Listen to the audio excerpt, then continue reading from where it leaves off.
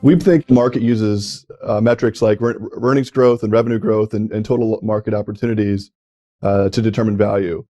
We, on the other hand, use return on invested capital, or ROIC, and its byproduct, free cash flow, as the ultimate driver of underlying equity value, not revenue or earnings.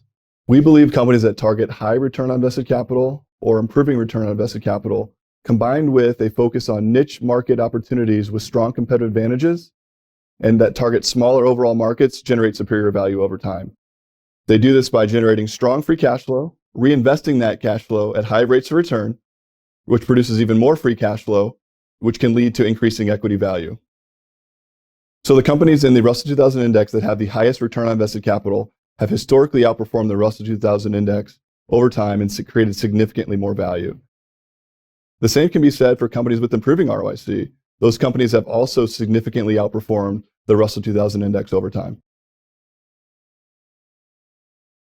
We use a disciplined ROIC research process focused on discovering catalysts for ROIC change that might be overlooked by the street or our competitors. We spend time understanding market structures as well as the competitive environment and competitive positions of companies. At the same time, we also key in on the competitive advantages of businesses that we are evaluating. At Siegel Bryan Hamel, we believe companies that participate in niche markets with defendable competitive advantages are less prone to competitive surprises over time, which is key in sustaining high return on invested capital or improving the ROIC levels of the firm.